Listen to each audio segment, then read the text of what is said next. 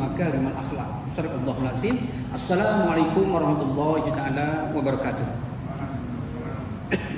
Alhamdulillah, sidang jemaah hadirin dan hadirat yang dikasihi oleh Allah Subhanahu wa taala, pada malam ini marilah sama-sama kita bersyukur kepada Allah Subhanahu wa taala dan limpah kurnia, inayah dan izin daripada Allah, kita sekali lagi dapat meneruskan pengajian kita pada malam ini. Jadi semoga kita semua diberi kesihatan, diberi kekuatan, diberi hidayah, dan seterusnya kita berdoa semoga kita semua digulungkan oleh Allah Subhanahu wa taala bersama-sama dengan orang yang bertakwa di dunia, lebih-lebih lagi di hari akhirat, insya-Allah. Dan tajuk kita berbicara pada malam ini, kita terus masuk tajuk kita, iaitu perkara yang membatalkan solat. Bukan membatalkan solat, jadi kita kira terakhir lah malam ini. InsyaAllah kita akan masuk tajuk baru pada akan datang. Jadi kita lajukan sikit, itu perkara yang membatalkan solat. Jadi yang keenam, perkara yang membatalkan solat yang keenam iaitu makan dan minum dengan sengaja ketika sedang solat. Makan dan minum dengan sengaja ketika sedang solat, sekalipun sedikit. Dia makan tu sedikit saja. Ketika sedang solat, dia makan dan minum dengan sengaja, sekalipun sedikit, maka batallah sembahyangnya. Batal sembahyang dia, walaupun sedikit. Kalau yang lepas pergerakan, dia bergerak di dalam solat dengan cukup pergerakan tu, cukup yang tak dibenarkan. Maksudnya walaupun sedikit, dia gerak tu 3 kali. Walaupun sedikit, maka kira batal. 3 kali yang syarat dia lah.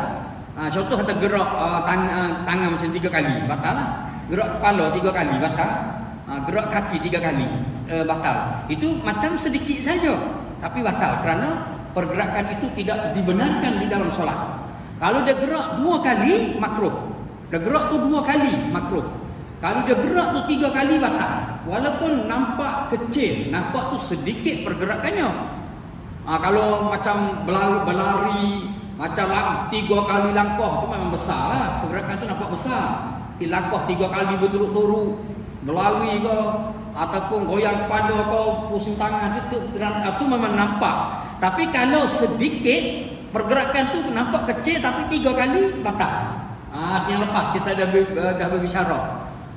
Dan kalau dah campur apa ni, gerak kepala sekali, tangan sekali, kaki sekali dalam masa yang sama, dikira 3 kali juga, batal juga. Dia gerak kepala sekali, gerak tangan sekali, kaki sekali, 3 anggota yang berlainan tetapi dalam masa yang sama, batal juga pergerakan dia. Tu yang lepas, kita berbicara yang lepas yang tu. Yang ni pula makan dan minum dengan sengaja walaupun sedikit, batal sembahyangnya. Melainkan tidak batal, melainkan makan yang sedikit kerana lupa. Dia tak sengaja, kerana lupa. Dia terlupa, dia sedang solat, dia terlupa tapi ada sisa makanan di dalam mulut dia. Dia jadi makmum, duduk galik gitu, tiba-tiba dia tak ingat, dia terlupa, dia sedang solat, dia pun makan. Sedikit makanan yang ada dalam sisa dalam mulutnya, tapi dia tidak sengaja, dia terlupa, dimaafkan, tidak batal. Ataupun bebal ia akan haramnya, akan haram makan dan minum di dalam sembahyang. Dia bebal. Bebal tu maksudnya dia bodoh, dia jahil. Bebal tu dia jahil. Dia jahil, dia tak tahu hukum, tak boleh makan yang sedikit di dalam solat, dia makan juga. Ada kemaafan kerana bebalnya. Atau kerana ia baru masuk Islam dan jauh daripada alim ulama yang hendak mengajarnya. Jadi dia baru masuk Islam, ataupun dia duduk di kawasan tu jauh daripada alim ulama, dia orang asli baru masuk Islam, ataupun orang yang berada dekat pulau baru masuk Islam. Lepas tu tak ada orang alim mengajar dekat pulau tu. Tu dia pun tak tahu benda tadi, dia pun makan yang sedikit, adalah dimaafkan. Tetapi jikalau makan dan minum, bersalahan jikalau makan dan minum yang banyak, maka batal juga sembahyangnya, sekalipun ia lupa, sekalipun ia bebal, sekalipun ia jauh daripada alim ulama. Kalau makan tu banyak, tetap batal. Tetap batal juga, walaupun dia tu jahil, walaupun dia tu baru masuk Islam. Seperti tajuk yang lepas, kita berbicara tentang bercakap di dalam sembahyang. Dia bercakap tu sekiranya tidak sengaja, keluar tu sedikit dimaafkan. Tetapi tidak sengaja keluar banyak, batal juga. Dia tak sengaja tapi dia bercakap tu banyak, batal juga. Samalah dengan makan ketika sedang solat. Dia tak sengaja bercakap dalam solat, dia tak sedar. Tapi percakapan tu banyak, batal. Batal juga. Dia makan tak sengaja di dalam solat. Dia berdiri kalau sembahyang dekat Masjidil Haram Mekah, ada kawan-kawan lah cerita, dia kata bila kita berdiri, kalau bulan Ramadan tu sembahyang tarawih, Tok Imam baca panjang, lepas tu sebelah kita tak ada tong air Zam-Zam. Air Zam-Zam pula di atas tong tu tinggi arah pinggang. Ada setiap tiang ada, sembahyang dekat tiang. Lepas tu ada 3 gelas. 3 gelas dekat situ kebetulan ada air Zam-Zam ada. Dia tengok-tengok solat tu letih, lepas tu terlupa ambil air minum. Terlupa ke ingat solat, jadi lama jadi kali ingat berdiri saja minum air Zam-Zam ketika sedang solat. Tu banyak tu, itu banyak batal lah. Batal. Bila dia sedar kembali dikira batal dan kena qada. Qada sembahyang tadi kena qada semula. Kena buat sembahyang yang baru kerana dia telah makan yang banyak ketika sedang solat. Kalau sedikit setakat sebiji nasi, sebiji gula-gula, sebiji kacang ada terlekat dekat gigi dia pun tak sengaja tertelan. Tertelan dia main dia tertelan, termasuk ada kemaafan tu. Kita boleh nilai diri kita sendirilah, sebab susah juga nak nilai. Kita sebagai ustaz, sebagai penyampai ni susah juga nak nilai tentang seseorang tu batal atau tidak. Suasana batal itu susah apabila terlalu kecil persoalan tu. Kalau besar senang. Senang dia terkentut ke, dia terkena najis, senang yang besar. Kalau yang kecil-kecil tu dia sendirilah, dia menilai diri dia sedikit atau banyak dengan dia lakukan perkara yang membatalkan solat tadi. Dia kata ada pun makan dengan tidak sengaja, tadi makan dengan lupa. Ada pun makan dengan lupa, dengan tidak sengaja di dalam ketika berpuasa di bulan Ramadan. Dia berpuasa di bulan Ramadan, dia makan dengan lupa. Makan dengan lupa ketika berpuasa. Adapun ketika berpuasa, dia makan tu kerana lupa, sekalipun banyak tidak batal puasanya atau bersalahan dengan puasa, tak sama dengan puasa. Dia makan dengan banyak tidak membatalkan puasa kerana lupa ia. Tidak bersalahan dengan sembahyang. Puasa tu bersalahan dengan sembahyang. Sembahyang makan sedikit dimaafkan, makan banyak batal. Puasa makan banyak atau sedikit kau tak batal. Makan dengan sengaja di siang hari ketika kita sedang berpuasa, makan banyak. Puasa hari pertama berpuasa dia tak ingat. Hari pertama kan kadang-kadang tak bersahur, kadang-kadang bersahur pun tak ingat. Jadi lepas tu duduk bagi sembahyang subuh apa semua, baca Quran apa semua, kebetulan hari Minggu cuti, lepas tu tengok jam tu balik, biasa makan nasi, balik. Bila balik tu tengok nasi ada. Nasi ada, air ada makan, makan habis satu pinggan. Kenyang lah. Kenyang, isteri dia datang. Makan nasi. Ya makan nasi, dia tengok ada ni. Tu yang bersahur malam tadi lah. Tak elok lagi dia makan lah. Kenapa? Puasa hari ni, bulan Ramadan ni. Nasi yang bersahur tu, dia baru beritahu tentang bersahur. Setelah makan habis dah. Hari ni berpuasa. Puasa. Betul puasa baru ingat dah. Makan habis satu pinggan, kenyang dah lah. Tak batal puasanya kerana ia tidak sengaja. Dia terlupa. Tak batal. Tetapi sembahyang batal. Kenapa? Kenapa sembahyang batal? Puasa tidak. Kerana puasa itu masanya luas, masanya panjang.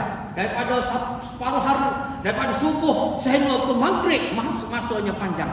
Jadi peluang untuk dia lupa, untuk dia tak ingat tu luas. Tapi sembahyang masanya singkat, masanya sedikit sahaja. Sembahyang nak di dalam sekitar 5 minit, sekitar 10 minit. 10 minit kira dah panjang lah kita solat tu. Jadi antara 5 hingga 10. Kalau tu imam tu sembahyang 5 minit tu orang tak marah.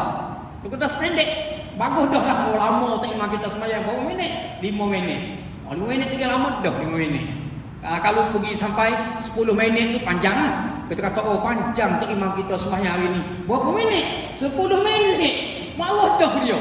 Dah tak panjang tu imam tu. Baca subhanallahil azim lambat. Baca Fatihah lambat. Baca surah lambat. Dia baca wadduha. La walaili iza saja. Lama dah tu bila lah nak habis. Tengok jam baru 10 tayar akhir, lepas tayar akhir beri salam, tengok jam baru 10 minit. Lama tu. 10 minit pun lama. Nak cerita kata waktu solat itu singkat. Pendek waktu dia. Kalau tengok semuanya 10 minit baru tu. Standard dia 5 minit, 7 minit. Tu biarlah lama sekali-sekala. Tu imam rokok lama sikit, sekali-sekala i'tidal lama sikit, sekali-sekala. Dia sekala-sekala kita duduk semayang dah 5 minit, 7 minit. Semayanglah sekali-sekala 15 minit. Kerana sembahyang-sembahyang ini kita menghadap Allah. Kita duduk menghadapi Allah. Menghadapi Allah, bertemu dengan Allah ketika solat. Biar kita duduk lama bertemu dengan Allah. Lama. Tapi tidak boleh selalulah. Sebab dalam bab solat berjemaah, Nabi sebut, jikalau kamu menjadi imam wa amman nas, bila kamu menjadi imam pada manusia yang ramai, maka sederhanakan sembahyangmu. Sederhanakan sembahyang kamu. Jangan panjanglah, sederhana. Kerana wa anna fihim, kerana ada bersama kamu al-marida, orang sakit. Yang sembahyang di kalangan kita tu yang sakit. Yang sakit perut, yang sakit gaut, yang sakit buah pinggang, macam-macam lah. Wal marida wal syuyukha, orang tua, ada orang tua. Wal imra'atin, ada perempuan. Wa tiflun, ada kanak-kanak. Yang sembahyang bersama dengan kamu tu ada ramai orang, maka sederhanakan sembahyang kamu. Jangan terlalu lama. Tapi sekali-sekala boleh. Sekali-sekala boleh beritahu pada ahli jemaah. Jadi sekali-sekala kita nak buat solat yang panjang. Kerana kita dah masuk bulan Rabiul Awal, nak mengingati Nabi Muhammad, nak selawat yang panjang ketika di dalam tahiyat. Gitu. Jadi kita beritahu pada makmum sekali-sekala. Lepas tu nak doa lepas solat tu sekali-sekala nak doa yang panjang. Tapi jangan doa selepas solat tu panjang. Jangan wirid panjang. Jangan wirid yang panjang. Tajuk tu kita dah baca pada yang lepas, dah baca.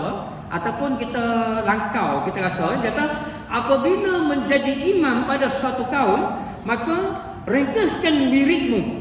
Ringkaskan wiridmu. Tu wirid yang kita baca tu di dalam solat kita, bila kita menjadi imam, adalah wirid yang ringkas. Wirid yang ringkas. Dia kata sebaik-baik wirid ketika sembahyang berjemaah, lepas sembahyang dia menjadi imam, dia membaca wirid. Wiridnya adalah singkat dalam bahasa lama. Adalah membaca wirid yang singkat. Kerana ada bersama dengan kamu orang yang sakit, orang tua, kanak-kanak dan perempuan. Maka ringkaskan wiridmu dan ringkaskan doamu. Dalam bahasa lama dia guna singkat. Singkatkan doamu, singkatkan wiridmu. Sembahyang pun sederhana, wirid pun sederhana, doa pun sederhana. Kerana ada bersama dengan kamu orang yang sakit, orang tua, kanak-kanak, perempuan yang menjadi makmum. Tu dia kena ringkaskan. Dan apabila kembali mereka, dah balik dah, perempuan tadi dah balik dah, kanak-kanak balik, orang sakit dah balik, maka panjangkan wiridmu untuk kali kedua. Wirid pula kali kedua. Kalau belajar dekat pondok, kita belajar dekat pondok, lepas sembahyang isyak dengan lepas sembahyang subuh, wirid dia ada dua. Satu wirid yang pendek lah. Lepas tu guru baca doa, lepas baca doa orang pun balik.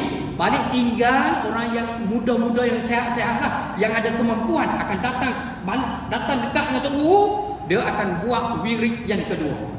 Kita panggil tasawuf, dalam bab tasawuf. Dalam bab tasawuf lah kita panggil kita buat amalan.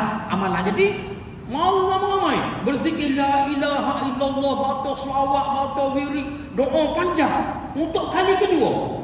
Ada 2 kali kalau kita belajar dekat pondok lah. Saya pernah duduk dekat pondok. Jadi saya rasa pelik lah mula-mula pergi.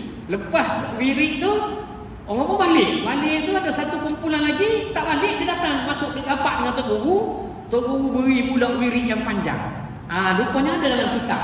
Ada dalam kitab. Setelah kembali mereka yang kanak-kanak, perempuan yang sakit tadi, maka panjangkan wiridmu. Itu kena tahu jugalah. Kita sebagai imam dan sebagainya, jangan kita panjangkan wirid kita, jangan panjangkan doa kita, dan jangan kita baca ayat dalam sembahyang tu ayat yang terlalu panjang. Sederhanakan sembahyangmu. Tapi sekali-sekala boleh. Sekali-sekala boleh. Kita kata tadilah, kerana nak meraihkan kedatangan Maulud Nabi, kerana 10 Muharram, kerana sesuatu sebab, jadi kita nak doa tolak bala. beritahu pada ahli jemaah nak doa tolak bala di dalam solat dan di lepas solat, doa yang panjang. Sekali-sekala beritahu pada jemaah, boleh, tidak ada masalah. Jadi dia kata kerana sembahyang itu masanya singkat. Masanya singkat. Jadi puasa itu masanya panjang. Sebab tu puasa terjadi lupa tu panjang, lupa tadi masa dia. Habis di situ kita masuk pula yang ketujuh. Yang ketujuh dia kata batal solat apabila seseorang itu syak. Dia syak selepas takbiratul ihram. Lepas takbiratul ihram, ketika sedang membaca rukun qauli, ketika membaca Fatihah, dia syak. Dia syak takbir dia, niat dia tadi betul ke tak betul? Dia syak gitu. Dia kata aku niat tadi sembahyang fardu zuhur ke fardu asar. Dia sembahyang zuhur. Lepas tu dia was-was zuhur ke asar. Sebab gelap. Gelap dia mari-mari sembahyang, lepas tu bila dia nak takbir, nak dia jadi imam. Habis lah kita imam. Dia mula pertama kali dia mari nak takbir, dia kata asar ni, gelap ni, pada hari nak hujan. Tak tahu waktu tu. Yang terlupa tak punya usalli pada asri. Usalli pada asri tak imam. Usalli pada asri sembahyang tu. Usalli pada asri dia. Itu kalau ada usalli lah, kata ada usalli kita tak tahu. Tapi dia tengah-tengah nak takbir tu dia terlintas zuhur dia. Tak imam terlintas. Usalli pada asri. Bila nak takbir zuhur. Zuhur yakin. Gelap ni sini. Dia tukar usalli tak sempat nak kembali. Moga nak tengah nak akad dah. Dia pun ubah. Allahu Akbar, aku sembahyang fardu zuhur. Sah tak imam.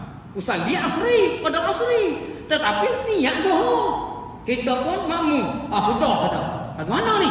Kita pun letak hati kita tu imam niat zuhur. Letak gitu. Sah. Tak apa, tak kata. Niat gitu. Aku yakin tu imam niat zuhur. Takbiran Allahu Akbar. Tapi kalau dia dalam sembahyang dia main was-was, tu imam zuhur kasar. Zuhur kasar dia niat tadi. Kalau dia was-was, dia tidak panggil was-was dalam bab fiqh, dia panggil syak. Kalau was-was boleh, dia panggil syak. Syak ni ada 30%. Kalau was-was 50-50. Syak, tapi orang Melayu dia tak sebut syak, dia sebut was-was. Dia sebut was-was. Was-was dari segi hukum dibenarkan. Kalau dari segi hukum syak tak dibenarkan.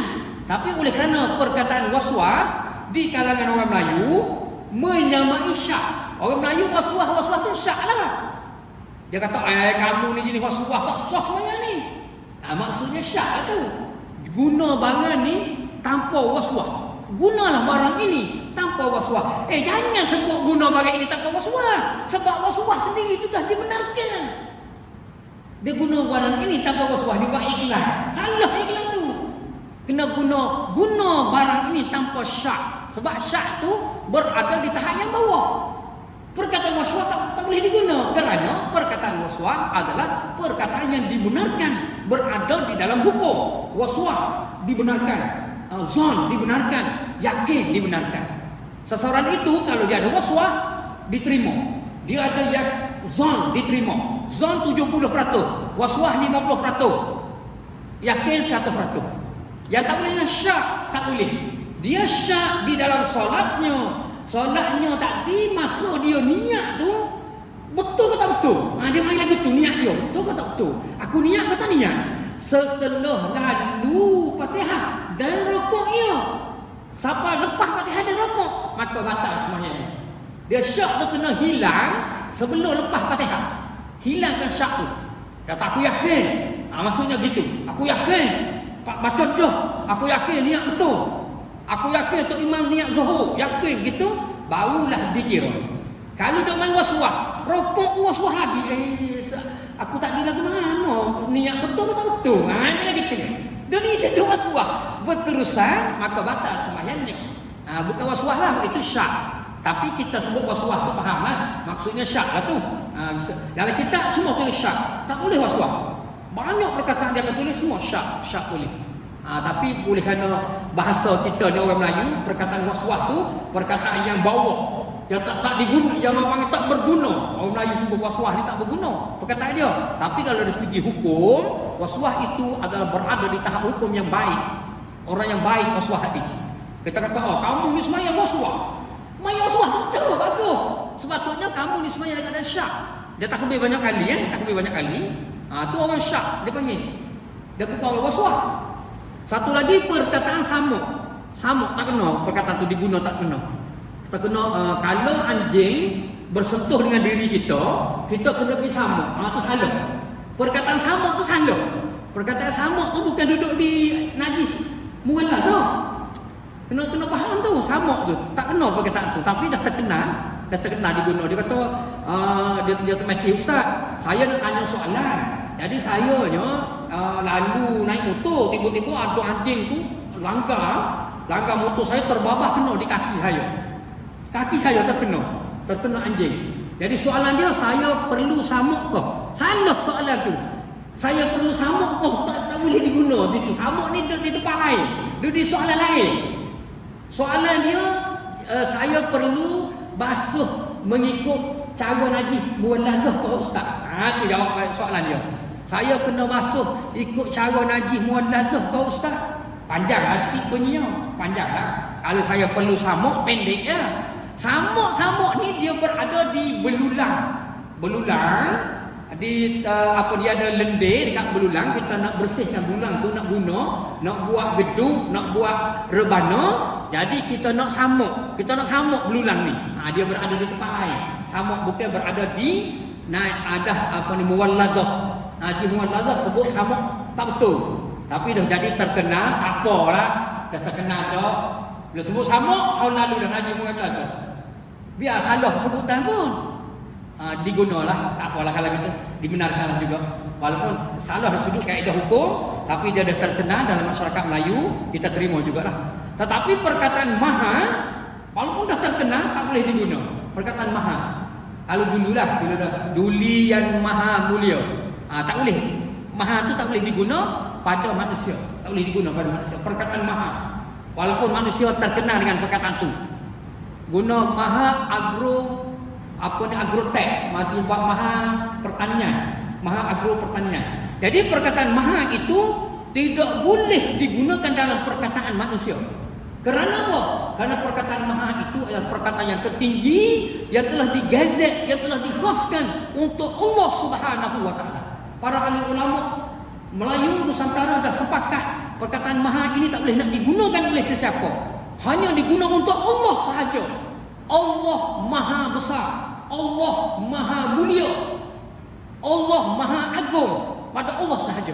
Kalau kita guna manusia Allah maha, jadi pada Allah nak guna perkataan apa? Tak ada dah perkataan Melayu, dah habis dah guna dah. Simpan untuk Allah perkataan ni. Nak letak Allah tu paling tinggi. Sekarang ni duli yang amat mulia, tak guna dah maha lah. Duli yang amat mulia, tak guna perkataan duli yang maha mulia, kerana telah ditegur oleh para ahli ulama dan mufti di zaman dulu lah. Zaman dulu, saya rasa masa belajar sekolah rendah, sekolah menengah dulu masih guna lagi perkataan maha. Sekarang ni guna perkataan amat mulia. Tak apa dah tu, amat mulia. Tapi masyarakat lain dia guna lagi.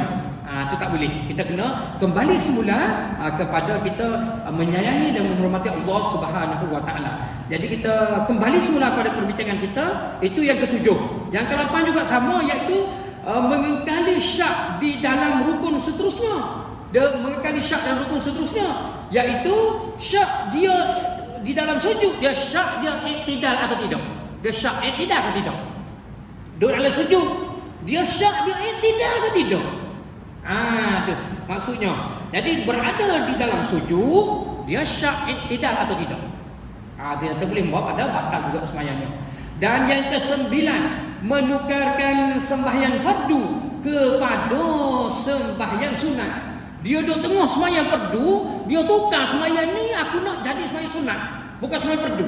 Tertukar, batal sembahyang tu, dikira batal. Tak sah, fardu pun tidak sah, sunat tidak sah. Tertukar kembali. Sembahyang fardu dia tak kira, dia kira sebagai sembahyang sunat. Itu terjadi, kata tu banyak terjadi. Saya pernah hampir terjadi. Hampir terjadi, dia tengah sembahyang fardu, diberitahu semua nak buat solat sunat dah. Hampir terjadi. Saya masa tu pergi sembahyang dekat surah An-Nur, main surah dekat sunat An-Nur. Didengar ceramah dekat Darussalam hari Selasa. Didengar ceramah, kita sebagai ahli biasa, bukan yang nak perawat, pergi dengar ceramah. Didengar ceramah, menyampaikan ceramah tentang rawatan, tengok jam pukul 9 lebih. Isyak tak sembahyang lagi ni. Kita turun, kita pergi sembahyang dekat surah An-Nur. Kita duduk tu dekat Darussalam, surau dia. Kita nak pergi bersemayam sebelah. Kita pun turun dua orang dengan kawan, pergi tu tengok orang dah semayang sunat. Oh, dah habis tu semayang Isyak. Tengok dah semayang sunat, ada orang duduk tahiyat akhir, ada orang duduk nak habis dah semayang sunat dan habis. Kata nak balik belaka dah, semayang sunat belaka ni. Lepas tu saya dengan kawan saya buat di hujung, buat solat fardu Isyak berjemaah 2 orang. Berjemaah lah. Kawan saya jadi tok imam, saya jadi makmum, dia ustaz jugalah. Semayang dengan dia ni, bacalah Fatihah dia ni. Dia tengah-tengah baca Fatihah perlahan hujung. Tiba-tiba tak bila iqamah. Tak bila iqamah. Sudah kata dalam semayang. Sudah tak bila iqamah, tak semayang lagi rupanya. Pukul 9 lebih. Pukul 9.15 macam tu baru nak semayang Isyak. Tak bila iqamah kita dah tengah semayang. Tak sudah sekali ni. Nak tukar semayang sunat, di situ tukar semayang sunat batal. Ataupun membatalkan sembahyang, tak boleh. Dia haram membatalkan sembahyang yang telah dia takbir dah. Dia masuk dalam sembahyang dengan baik, Allahu Akbar. Kalau dia batal, haram, berdosa, tak boleh. Kena teruskan sembahyang tu. Tidak boleh batalkan solat. Yang kita dah takbir dengan sempurna, tak boleh batal, teruskan solat lagi. Lepas tu pula hukum dia di dalam satu surau, tidak boleh ada 2 imam. Nanti tajuk akan datang. Solat berjemaah ada depan ni, ada tajuk akan datang. Di dalam satu surau tidak boleh ada 2 imam. Ada tajuk depan lagi. 2 imam lah, kita baru 2 rakaat. Dari iqamah habis, so imam takbir. Allahu Akbar, 2 tok imam. Di dalam satu surau. Jadi sah tok imam sembahyang yang pertama. Bagi kita sah lah. Sah yang pertama. Oh, sedap berat juga lah dia, buat juga terjadi demikian. Tapi kalau kita musafir, kita bukan orang situ, adalah kemaafan dia. Yang tak bolehnya orang tempatan lah. Orang tempatan, dia buat dua imam. Nanti kita cerita panjang lah tajuk tu. 2 imam di dalam satu surau. Berlaku banyak surau sebenarnya. Saya sebagai penceramah memang banyak maklumat ni. Memang saya di Selangor sendiri, pernah ada satu kawasan tu dia datang ambil saya. Dia tu ustaz datang tempat kami, ada pergaduhan tempat dia. Ada 2 imam dia kata. Pergi saya pergi lah. Saya pernah pergi dekat Terengganu, dekat Besuk Terengganu, pergaduhan juga 2 imam. Kawan saya datang, ustaz pergi tidur rumah dia, ceramah untuk orang di sana. Pergaduhan 2 imam. Dekat Kelantan ada, nama dia dekat Gua Situ, kampung Gua Situ. Pergaduhan 2 imam sampai sekarang dah 20 tahun dah. 2 tok imam dalam satu surau. 2 tok imam. Satu semayang dia betul-betul di sini, satu lagi semayang dekat luar sikit lah. Serentak semayang, serentak. Sini takbir iqamah, sana iqamah. Datang hari-hari 5 waktu. Cuba bayang dalam satu masjid. Masjid macam ni lah kan, dekat luar juga lah. Dia semayang kat luar. Dia bergaduh. Surau tu arwah ayah dia buat dengan JK surau tu semua dengan orang kampung. Lepas ayah dia meninggal, anak dia balik daripada Syria ke Jordan macam tu, mari datang. Lepas tu dia bawa Wahabi, bawa tarikat lain. Tak sama dengan masyarakat tak boleh terima. Jadi dia ambil alih. Masyarakat kata masjid ni memang dalam tanah kamu, tapi bangunan ni kami buat bersama-sama. Kami tak nak cara kamu. Dia teruskan juga anak tuan tanah tu. Tapi bangunan milik ramai-ramai. Jadi pihak AJK tak setuju. Pecah 2 AJK tak setuju pecah 2. Tapi meneruskan jugalah 2 imam di dalam satu surau. Menyedihkanlah, sangat menyedihkan. Berlaku banyaklah sebenarnya. Kita mungkin tak tahu benda ni terjadi. Banyak tempat. Saya pergilah semua tempat, dalam saya dah pergi dalam 4 tempat yang berlaku tu, ada 4 tempat. Tadi tu dulu. Harap-harap sekarang dah berubah lah kita kata. Dulu pun dalam 2-3 tahun 2-3 tahun sebelum PKP. Jadi harap-harap berubah lah sekarang. Dah ada banyak lah kita ada supaya kita bersatu kembali. Kalau kita belajar balik sejarah, kita belajar balik sirah Nabi, bagaimana Nabi menyatukan umat. Tidak pergaduhan tapi menyatukan di kalangan kita. Itu yang kita nak sebenarnya. Yang ke-10 memutuskan sembahyang. Dia ada batalkan sembahyang tadi. Yang ke-11 dia mentaklikkan sembahyang. Dengan sesuatu batal dia kata. Itu panjanglah, kita ringkaskan saja pasal tidak mengizinkan kita. Yang ke-12 kita ringkaskan. Yang ke-12, kedatangan hadas ketika sedang sembahyang, maka batal sembahyangnya. Jadi dia kedatangan hadas ketika sedang sembahyang. Jadi dia terkeluar kentut ke, keluar air kencing ke, terdatangan hadas ketika sedang solat, batal semuanya dia. Ada seorang tu dia kata bila dia rokok, dia terkeluar air kencing. Rokok dia terkeluar. Tu terutama dia ada waktu dia bukan semua 5 waktu, ada waktu-waktu yang tertentu. Waktu tu dia katakanlah dia ada buat ada dia pergerakan banyak dan sebagainya, bila sembahyang rokok keluar air kencing. Ada satu lagi seorang sahabat kita di surau lain, dia beritahu saya, dia kata, "Ustaz, bila rokok pagi subuh Jumaat, ayat sejadah juga sejadah tu, pagi subuh dia makmum ni, bila rokok dia keluar air mani pas rokok." Tanya saya, macam mana Ustaz? Macam mana tu hukum dia kata? Susah juga lah kita nak jawab tu. Dia kalau dia tu salisil bauli ni penyakit, ada penyakit yang sentiasa keluar air kencing, keluar kentut, keluar air mazi, keluar air mani, dia dimaafkan. Kalau dia ada penyakit, dia dimaafkan. Tanya dia penyakit atau tidak? Dia kata sekali-sekala, bukan selalu. Susah juga kita nak jawab.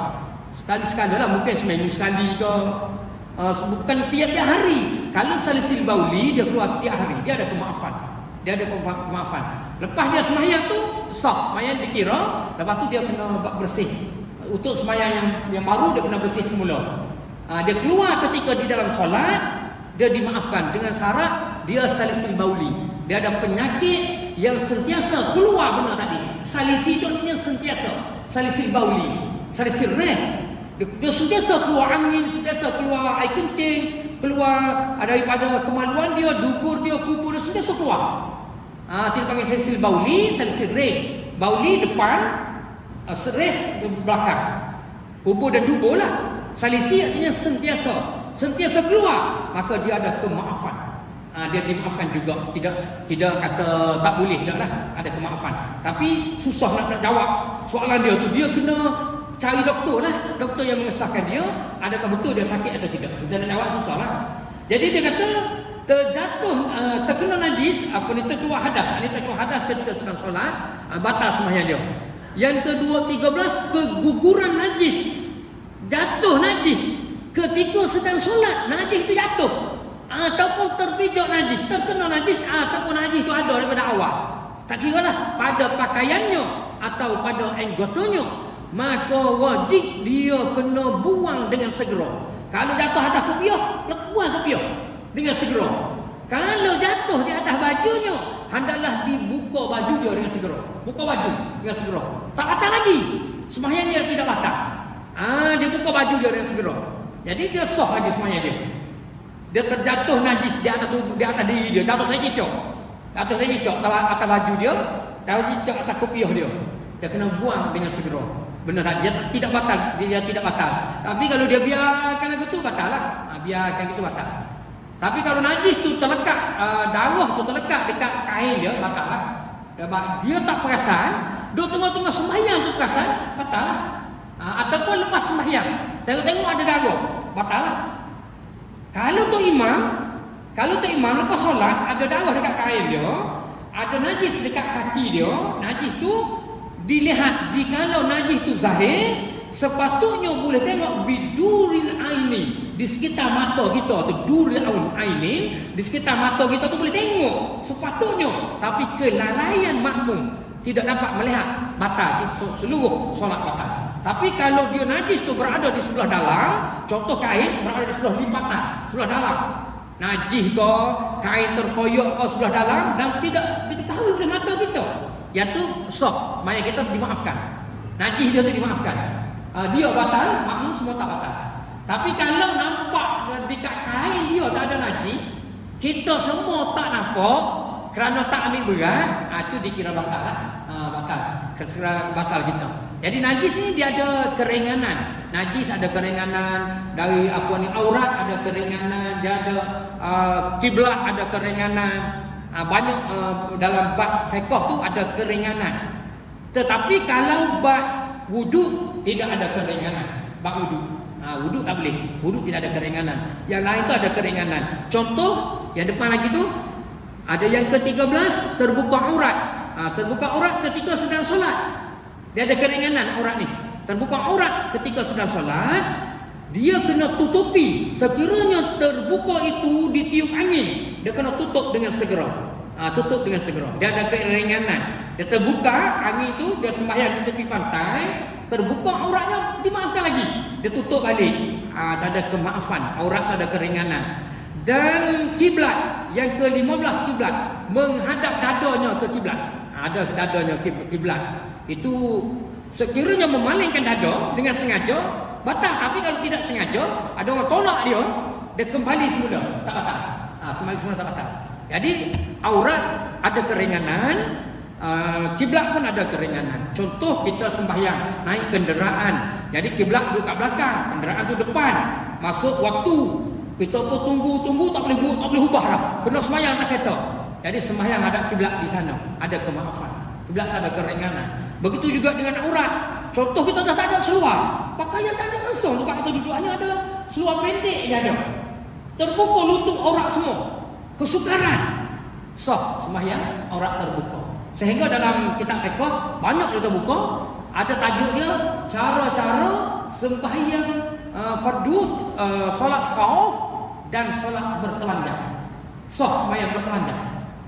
Sembahyang khauf ni masa peperangan, sembahyang peperangan dan sembahyang bertelanjang caranya sama. Dan kedua-duanya sah. Salah satu sekali tak beratnya. Mai telanjang macam mana tu? Dia berada di penjara Abu Gharib dekat Iraq, penjara paling di antara yang ditakuti, penjara ni. Masuk letak dalam penjara 20 orang, dia telanjangkan semuanya. Tak kira alim ulama ke siapa ke, dia kira menentang dengan dia, tangkap masuk ke penjara Abu Gharib, dia telanjangkan semuanya. Nampak telanjangkan semuanya. Jadi kita orang Islam sembahyang bertelanjang semua, ditelanjangkan dalam penjara. Maka dia boleh sembahyang dalam keadaan bertelanjang. Tapi ada syarat dia lah, ada syarat-syarat dia. Ada syarat dan cara dia lah. Sebab dia keadaan itu menjadikan dia kesukaran. Tapi kalau boleh dapat tutupi, ada kain, ada daun kayu, ada dan sebagainya, tak boleh lah. Yang ini kita kata dah tidak ada lagi. Dia sembahyang dengan keadaan terbuka aurat. Dan sembahyang dengan tidak menghadap kiblat dan terbuka aurat tidak perlu diqada kembali. Dia dibenarkan. Dibenarkan. Tetapi sembahyang yang tidak ada air sembahyang, dia kena qada kembali. Dia sembahyang, air sembahyang dia tidak ada. Dia wajib solat. Dia duduk atas kenderaan, air sembahyang tidak ada. Dia wajib sembahyang atas kenderaan. Dia pergi dekat satu tempat, kawasan tu kering kontang, duduk macam tadilah, macam penjara apa semua. Lepas tu air tidak ada. Dia wajib solat dengan tidak ada air sembahyang. Wajib solat. Ataupun dia sakit, dia duduk dekat hospital, lepas tu tak ada keluarga tak datang, waktu tak boleh orang masuk, kena kawin tak boleh masuk, duduk di situ satu hari lah, esok tu baru boleh. Lepas tu nak sembahyang lah zuhur asar apa semua. Dia kena sembahyang, wajib sembahyang dengan tidak ada air sembahyang. Itu wajib kena sembahyang. Dia panggil sembahyang menghormati waktu. Apabila ada kemudahan, dia kena qada kembali sembahyang yang tidak ada air sembahyang. Tapi sembahyang yang tidak menghadap kiblat, dia ada air sembahyang, cukup semua, kiblat tak ada, dimaafkan. Sembahyang itu dikira. Kita kena ada kepahaman. Kita jangan kata tak apalah, tak payah sembahyang lah. Kita air sembahyang tidak ada, kita nanti qada je lah. Tak boleh. Kena sembahyang menghormati waktu. Walaupun di atas kenderaan, jangan cek. Pakak nak balik semua. Ke Johor, ke Kedah, ke Perak, Kelantan, semua balik. 500,000 kenderaan. Di atas balik hari raya. Saya pernah balik raya ke Kelantan 18 jam. 18 jam. Memang sembahyang atas kereta. Maya zuhur, lepas tu buat jamak lah asar atas kereta.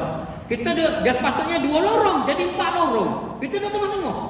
Sebelah bawah dia bawah pun kereta ada juga. 4 lorong bergerak di atas jalan raya tu. Jalan raya Merapu, Gua Musang semua 4 lorong pergi. Sepatutnya 2 jadi 4. Allahu Akbar. 18 jam. Bergerak tu hampir 24 jam. Nak semayang nak turun tak boleh. Nak turun macam mana? Kereta ada kiri kanan. Waktu dah masuk. Tunggu lagi. Niat jamak takhir. Tak boleh juga. Jamak takhir pun nak habis je. Sembahyang di atas kereta. Dengan keadaan tidak ada air sembahyang. Kalau ada air, ambil air sembahyang. Tak ada sembahyang, tidak ada air sembahyang. Bila menemui kemudahan di depan sana, wajib qada dengan segera.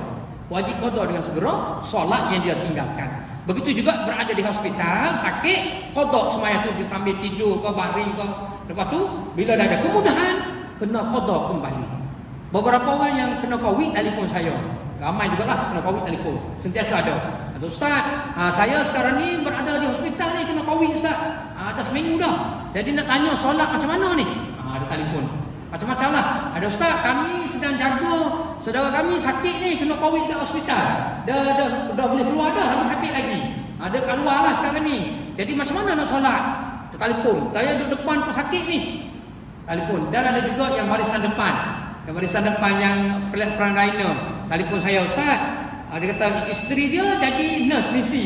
Jadi kena pakai pakaian tu selama 6 jam. Jadi terlepas lah. Zuhur asar semua terlepas. Macam mana Ustaz solatnya? Terlepas solat asar. Lalu dia pakai pukul 2. Dia kena buka dekat dengan maghrib. Terlepas solat asar. Jawab dia boleh sembahyang jamak. Boleh sembahyang jamak. Sembahyang jamak untuk orang yang ada kesukaran. Yang tak sempat boleh sembahyang jamak. Orang yang sakit, orang yang ada kesukaran, ada musyaqqah, kita boleh solat jamak. Solat jamak. Jadi masa tidak mengizinkan kita sebenarnya habislah yang ke-16 murtad. Yang ke-15 terpaling dada, yang ke-16 murtad. Habislah untuk membatalkan solat. InsyaAllah kita sambung tajuk lain pada masa akan datang. Jadi masa tidak mengizinkan kita untuk urai lebih panjang. Kalau ada masa kita urai pada akan datang. Hanya itu saja. Sekian dulu. Assalamualaikum warahmatullahi taala wabarakatuh. Auzubillahi minasyaitonir rajim. Bismillahirrahmanirrahim. Alhamdulillahirabbil alamin. Allahumma shalli ala Muhammad. Allahumma dzakirna minhuma nasina. Allahumma 'allimna minhuma jahilna. Wa sallallahu ala sayyidina Muhammad. Alhamdulillahirabbil alamin. Taqabbalallahu minkum.